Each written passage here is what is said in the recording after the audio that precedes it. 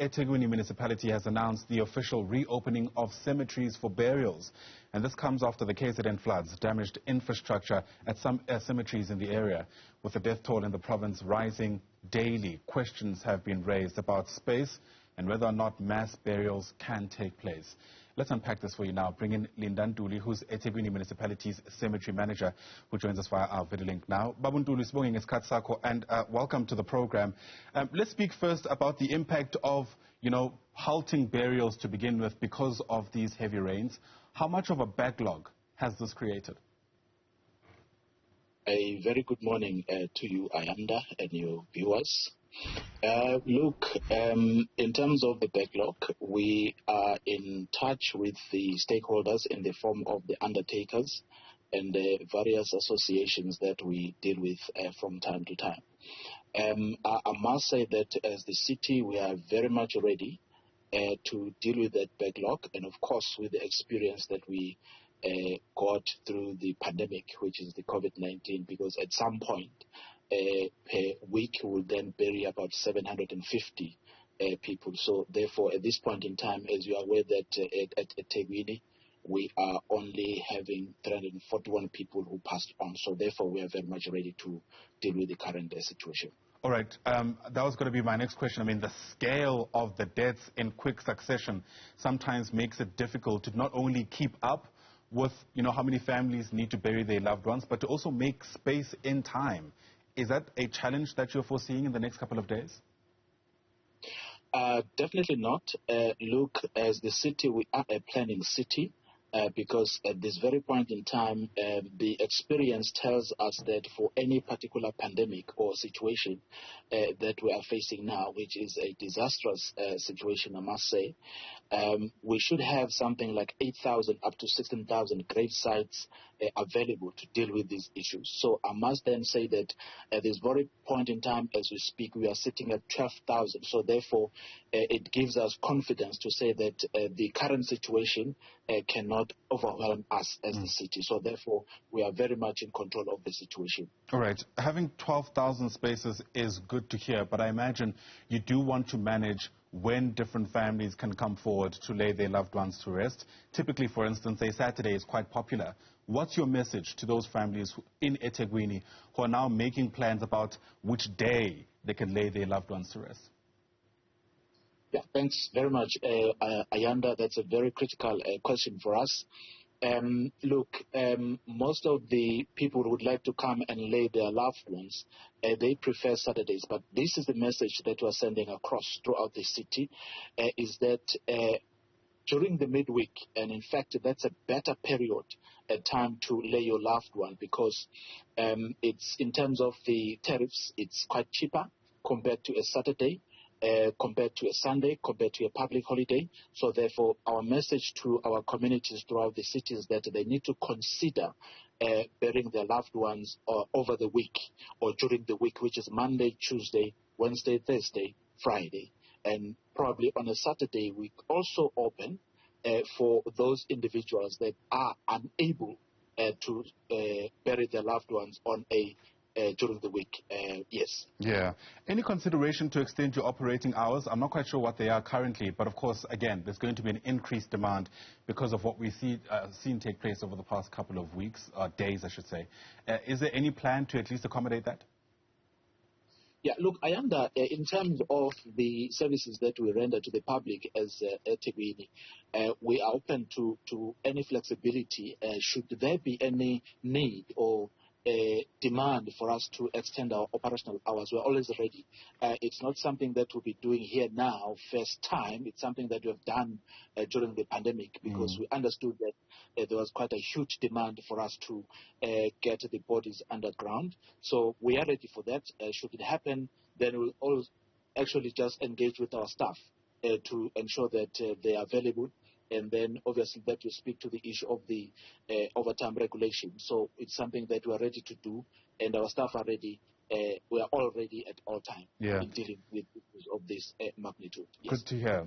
It's a horrible thing to say, even as I think of it, but, you know, during the pandemic, at least you weren't worried about, for instance, the state of the land upon which you're going to lay, you know, various people to rest. I mean, in this particular case, you know, there were floodings that took place.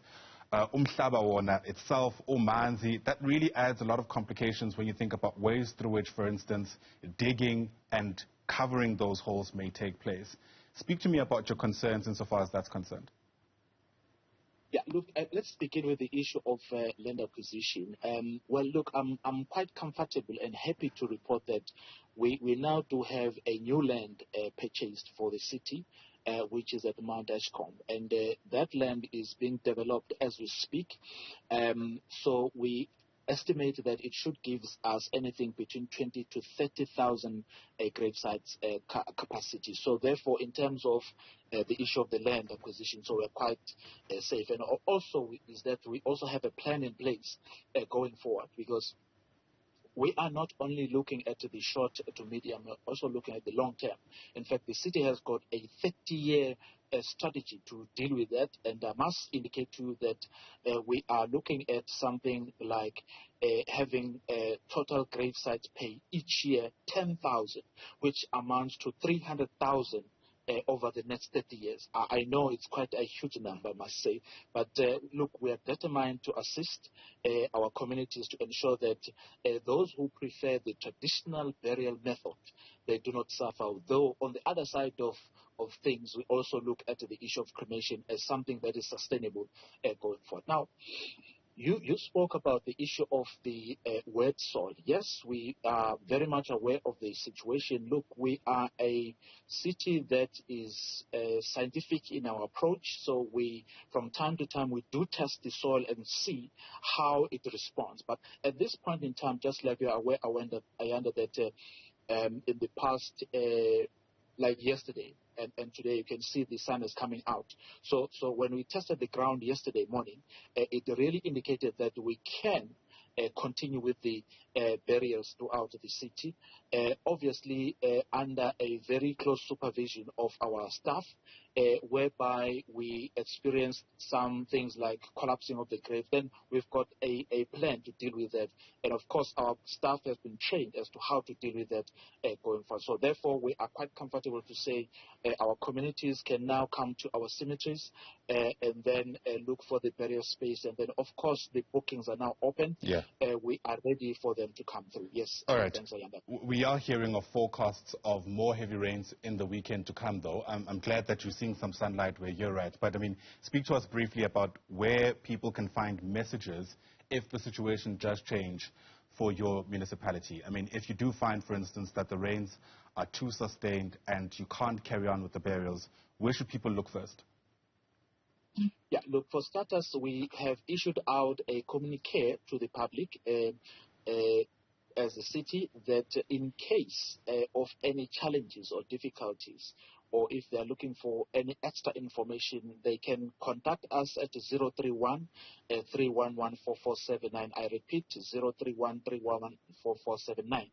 And we are giving out that number so that if in other areas, just like you mentioned the issue of the weather focus, there's an issue of network, there's issue of power failure, there's issue of, or anything related to that that is going to, hinder a service delivery. So that number is always available for the members of the public to call, and it's a reliable number. It has never let us down in terms of dealing with those issues. But having said that, through our website, eThekwini Municipality, www.durban.co.za, so they can find us there and they can talk to us through, our Facebook, through our et cetera, Yeah. in terms of us communicating with the members of the public. So we are providing these platforms for the members of the public to engage with us. Briefly, Baba Ntuli, mass burials, speak to us about that, especially because we do know that some families have lost more than one member of the family. I think it was the president, I stand to be corrected,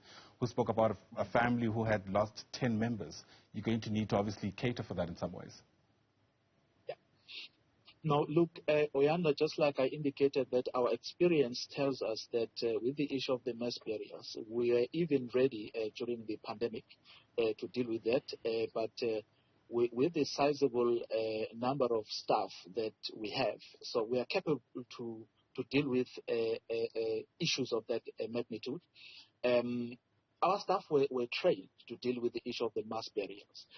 We also utilize what we call TLBs to try and fast track the issue of digging the grave sites, which then allows us space to deal with the issue of quite a number of burials, just like you referred to the number 10.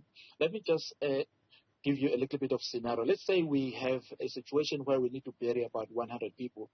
So what we then do, we actually zoom into various regions, because we've got 7 regions throughout the city, and then ensure that a sizable number of burials can occur in a particular region. So that then allows us to deal with the issue of a huge number of burials that should take place at one go. So that then makes us comfortable to say that we are ready to deal with the situation at this very point in time. And of course, with the experience that we received from the COVID-19 peak period. All right. Linda Ntuli, thanks very much indeed for breaking it down for us. It's also good to hear there's some level of optimism from your side about your ability to manage what lies ahead despite all the uncertainty that lingers. Linda Ntuli is the eThekwini Municipality Cemetery Manager. And once again, that number that he's referred to, in case anything changes and you need some more information, is 031 311 4479. 031 311 4479. I'll try to tweet it, and if there's a moment, we'll try give that number to you once again throughout the course of the program.